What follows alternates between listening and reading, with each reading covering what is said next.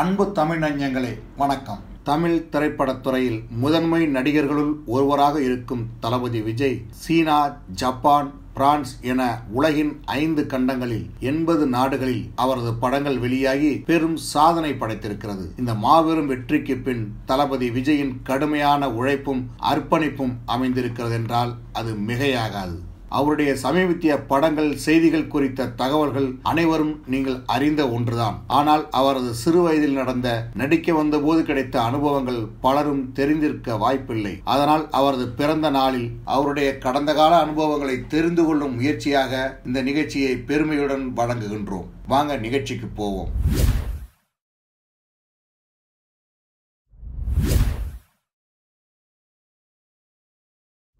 தளபதி விஜயை பற்றி தெரிந்து கொள்ளும் முன்பு அவரது தந்தை S.A. சந்திரசேகரன் அவர்களை பற்றியும் முதலில் தெரிந்து கொள்வோம். இந்திய உச்ச நட்சத்திரங்களான அமிதாப் பச்சன், MGR, சிவாஜி, ரஜினி, சிரஞ்சீவி என மாபெரும் கலைஞர்களுடன் பணிபுரிந்த வாய்ப்பை பெற்றவர் இயக்குனர் S.A. சந்திரசேகரன். தமிழ், தெலுங்கு, கன்னடம், இந்தி என 4 மொழிகளில் 70 படங்களை இயக்கியிருக்கிறார். ஏராளமான படங்களை தயாரித்திருக்கிறார். இவர் ராமநாதபுரம் மாவட்டம் தங்கச்சி மடத்தில் 1945ஆம் ஆண்டு ஜூலை மாதம் 2ஆம் தேதி பிறந்தார். சொந்த ஊர் காமன்கோட்டை. 8ஆம் வகுப்பு படிக்கும் போதே பள்ளியில் நாடகங்கள் போட்டிருக்கிறார். பள்ளி நாடக போட்டியில் கலந்து கொண்டு முதல் பரிசு வாங்கியிருக்கிறார். PUC படிக்க பாளையங்கோட்டை சென்ற போது எழுதுவதில் அதிக நாட்டம் கொண்டார். அதற்கு டாக்டர் கலைஞர் மு. கருணாநிதியின் படங்களும் அவரின் எழுத்துக்களும் ஒரு காரணமாக அமைந்திருக்கிறது. நமக்கு இனி சினிமாதான் என்று முடிவு செய்து படிப்பை பாதியில் விட்டுவிட்டு சென்னைக்கு வந்து வாய்ப்பு தேடியிருக்கிறார். உடனே வாய்ப்புகள் எதுவும் அமையவில்லை. சென்னையில் இருந்த அவரது 2வது சகோதரர் அவரை தேடி கண்டுபிடித்து ஒரு வேலையை வாங்கி கொடுத்து வேலை செய்து கொண்டே முயற்சி செய் என்று வழிகாட்டியிருக்கிறார். திருக்கழுக்குன்றத்தில் வேலை பார்த்து கொண்டு சென்னையில் சில நண்பர்களை சேர்த்து கொண்டு சுக்கிர திசை, வரப்பிரசாதம் என நாடகங்கள் போட்டிருக்கிறார். இதனால் தான் பார்த்து வந்த வேலையை விட்டுவிட்டு முழு நேரம் நாடக பணியில் ஈடுபடுத்திக் கொண்டார். அவரது நாடகத்தை பார்க்க வந்த நீலகண்ட முதலியார் என்பவர் அவரது திறமையை அறிந்து எங்கள் நாடக குழுவுக்கு ஒரு நாடகம் எழுதி கொடுங்கள் என்று கூறியதுடன் அவர் தங்குவதற்கு தனது வீட்டில் இடம் கொடுத்திருக்கிறார். தனது திறமையை தேடி வந்து வாய்ப்பு கொடுத்த நீலகண்ட முதலியாருக்கு பிஞ்சு மனம் என்கிற நாடகத்தை எழுதி கொடுத்திருக்கிறார் S.A. சந்திரசேகர். தொடர்ந்து நாடகங்களில் கவனம் செலுத்தியிருக்கிறார். S.A. சந்திரசேகரின் நாடகத்தை பார்த்த பிரபல இயக்குனரும் கதாசிரியருமான T.N. பாலு என்பவர் அவரது நாடகத்தை பார்த்து பாராட்டியதுடன் 500 ரூபாய் கொடுத்து அந்த கதையின் உரிமையை வாங்கி கொண்டார். தனது திறமையை அறிந்து கொண்ட T.N. பாலுவின் இயக்கத்தில் உருவான ஜெய்சங்கர், வாணிஸ்ரீ நடிப்பில் உருவான மனசாட்சி படத்தில் உதவி இயக்குநராக சேர்ந்தார். அதன் பிறகு வசந்த மாளிகை, எங்கள் தங்கராஜா, உத்தமன் என பல படங்களுக்கு உதவி இயக்குநராக பணிபுரிந்திருக்கிறார். உதவி இயக்குநராக பணிபுரிந்த போது தான் தங்கியிருந்த நீலகண்ட முதலியாரின் மகள் சோபா மீது ஈர்ப்பு உண்டானதால் அவரை காதலித்திருக்கிறார். சினிமா பார்ப்பதே பாவம் என்கிற குடும்பத்தில் இருந்து சினிமாவுக்கு வந்தவர் S.A. சந்திரசேகர்.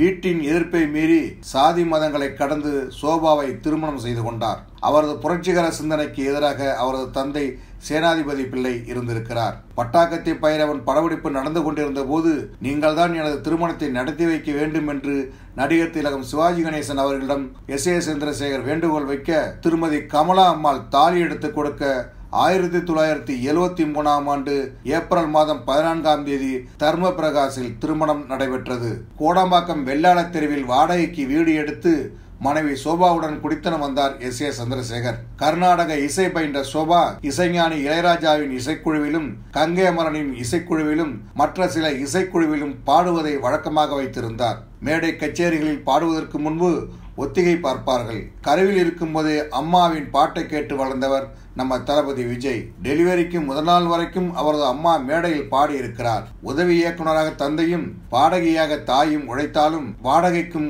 குடும்பம் நடத்தவும் மட்டுமே வருமானம் கிடைத்தது. அதனால் ஒரு தனியார் மருத்துவமனையில் சேர்ந்து வைத்தியம் பார்க்க வசதிகள் இல்லை.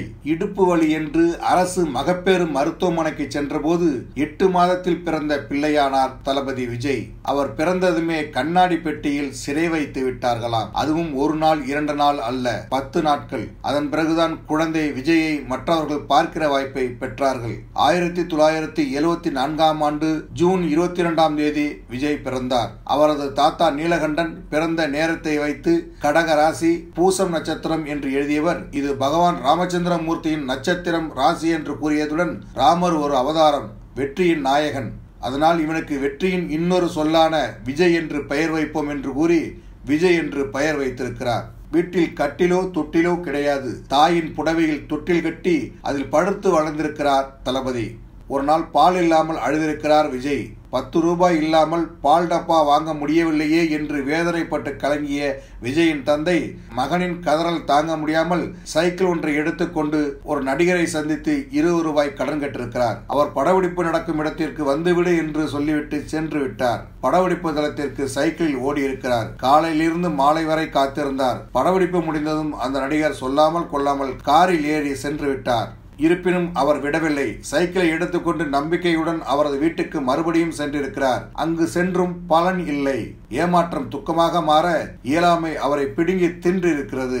ஒரு நாள் திடீரென்று விஜய்க்கு உடல்நிலை சரியில்லை. தண்ணீர் கொடுத்தாலும் சரி, பால் கொடுத்தாலும் சரி, அது வயிற்றில் தங்கவில்லை.